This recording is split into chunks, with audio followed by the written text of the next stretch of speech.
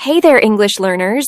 Welcome back to the English Leap podcast, your go-to podcast for learning English in a way that's easy, enjoyable, and helps you grow beyond just language skills. I'm Erin. And I'm Evan. Whether you're joining us for the first time or you've been part of our journey for a while, we're so glad you're here. Because today's topic is something that affects all of us, no matter where we're from or what language we speak. You know, Evan, I've lost count of how many times I've walked away from a conversation thinking, why did I say that? Or, I should have said something. It's like my brain just shut down when I needed it most. Oh, I get that.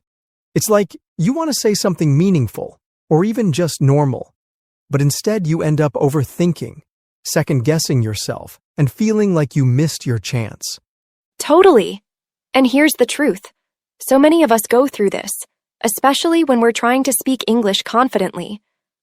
But what if having great conversations wasn't about being perfect, but about being prepared and present?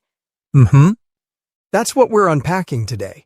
Real, practical ways to make conversations easier, smoother, and more enjoyable. Whether you're speaking English with friends, strangers, or acquaintances, we've got strategies that work.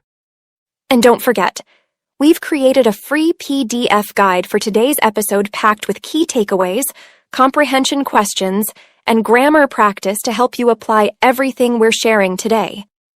Plus, stay tuned for Charlotte's vocabulary section where she'll explain some of the intermediate level words we've used today, so you can sound more natural and confident when you speak. So, Erin, let's get into it. Let's not keep our listeners waiting. We've got a lot of good stuff to unpack today. Yes, we do. And I want to start with something really personal. For a long time, I used to feel nervous in conversations, especially with people I thought were more successful or confident than me. I'd worry, do I even belong here? Oh yes, I've had that feeling. It's like we start to compare ourselves, and suddenly we feel intimidated before we even say a word. Totally get that. But one thing really helped me was dropping that whole who's better mindset. Now I tell myself, no one's above me and I'm not above anyone else. We're all just people. That simple shift makes starting a conversation feel way less scary. Yeah, that shift in mindset is powerful. It lets you just be yourself without trying to impress or hide. You meet people as equals.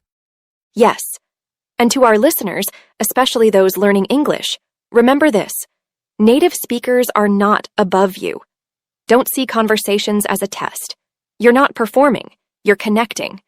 Even native speakers stumble sometimes. You belong in the conversation just as much as anyone else. I love that.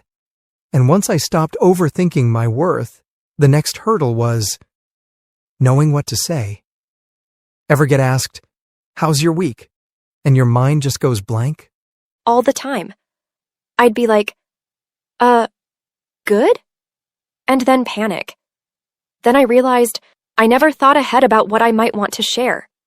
Same here. Now, before I head out, I just do a quick mental check. What's been going on this week? Did I learn something cool? Try anything new? Just having a couple of highlights ready makes conversations so much easier. Totally agree. I also write things down in a journal, just everyday stuff. It helps me recall interesting things when someone asks, "So what's new with you?" Yes, that's a game changer. And if you're someone learning to speak in English, this trick is golden. Think about a show you watched, a fun activity, or even how your day's been, and practice talking about it in English. That way you're not caught off guard. And even if you didn't prep, no problem. Sometimes the best way to start is just noticing what's around you. Oh yeah, I once kicked off a conversation just by saying, "Wow, the line's long today." That tiny comment led to a great chat. Yes, observing something you both share in the moment makes it feel natural, not forced. You're not searching for the perfect topic, you're just reacting to what's in front of you. Exactly. And the beauty is, it works anywhere. At a cafe, in a class, at the gym. Noticing your surroundings and turning it into a simple comment can instantly open the door. And for anyone practicing English, this is such a useful tool. You don't need fancy words, just observe and ask. Like, have you been here before? Or, I love your jacket. Where did you get it? Yeah, it's all about finding common ground. The goal isn't to impress, it's to connect. And sometimes that one simple line is all it takes to break the ice and let the conversation flow. And here's something we often forget.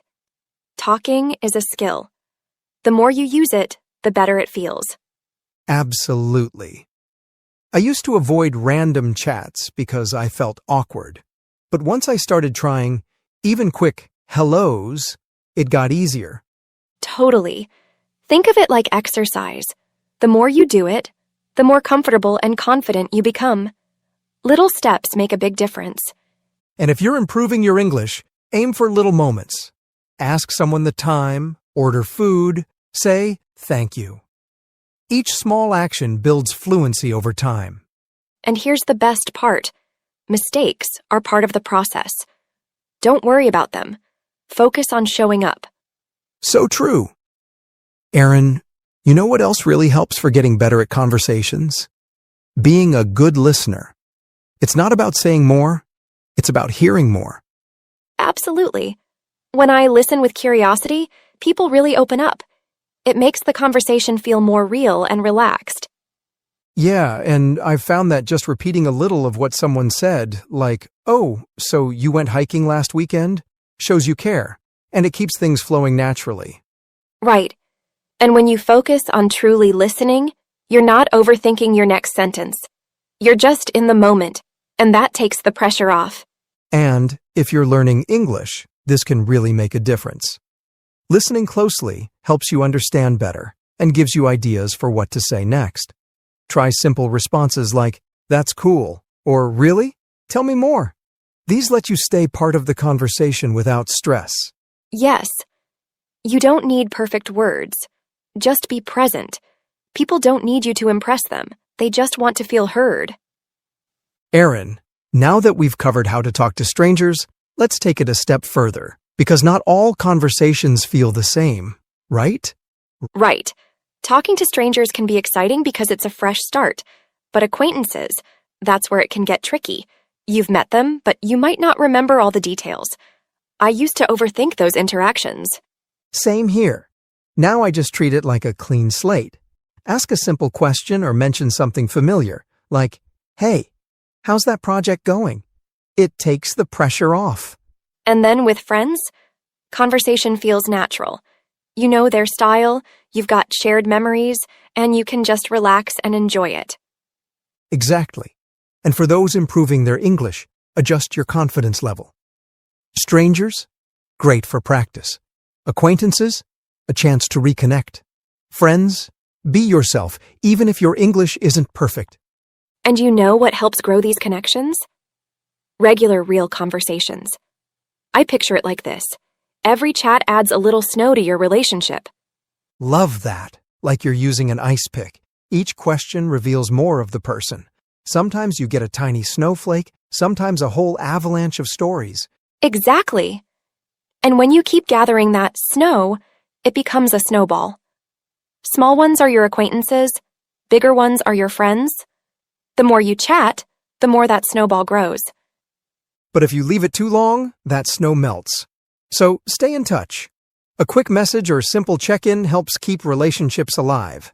And for our listeners learning English, every conversation is progress. Don't wait for perfect English. Keep the snowball rolling with little talks. Now, Aaron, what about when a conversation just isn't working? Oh yeah, that happens. And that's where a graceful exit comes in. My go-to? I'm gonna grab a drink, but it's been lovely chatting. Simple and friendly. Mine's, "I need to step away for a bit. Great talking with you." Leaves things on a good note. And for English speakers in progress, learn a few exit lines. It helps you end chats politely and confidently. Before we wrap up, let's throw in some pro tips for all conversations. First, be present. Don't stress about perfect replies. Just focus on the person. Yes. and paraphrase what they say. Like, "So you started a new job?" It shows you're listening and makes the conversation flow. Also, have a few topics you enjoy ready. Food, music, travel. These are easy ways to connect. And remember, acquaintances matter. They help expand your social circle and bring new opportunities. Keep those connections warm. And that brings us to one of our favorite parts of the episode. Charlotte's vocabulary section. She's here to help you level up your English with some of the intermediate words and phrases we use today. So grab your notes. This is where it all comes together. Take it away, Charlotte. Thanks, Aaron. Hey, friends. It's time to boost your English.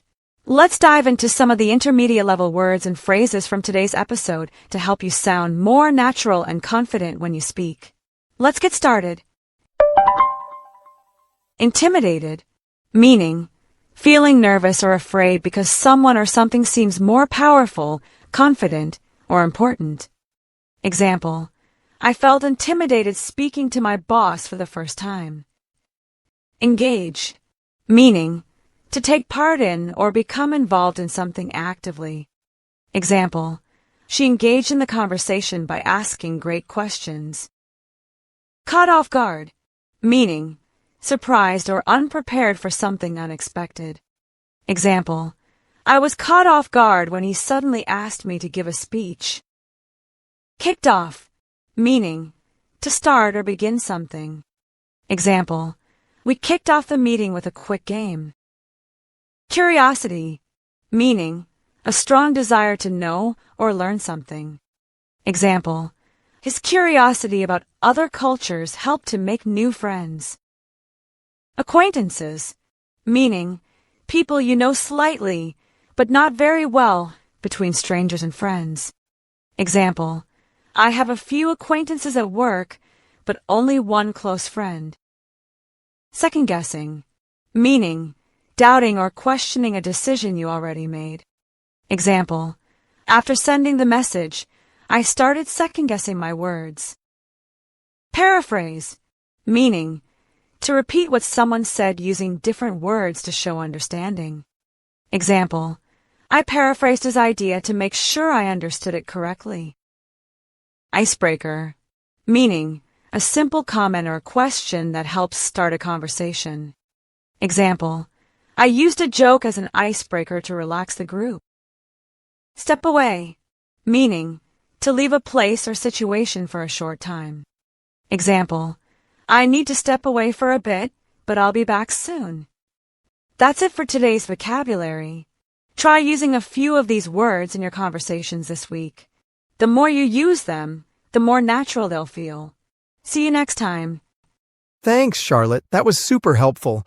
Those words really make conversations smoother and more natural. Absolutely. And listeners, we hope this episode gave you the confidence to start more conversations and enjoy them, whether it's with a stranger, an acquaintance, or a friend. And remember, it's not about being perfect. It's about connecting. Just take that first step and let your voice be heard. Thanks for joining us on the English Leap podcast. We'll catch you in the next episode. Until then, keep learning, keep growing, and keep talking. Your progress doesn't end here. To continue advancing your English skills, click on the next video or explore the additional videos we've thoughtfully selected for you.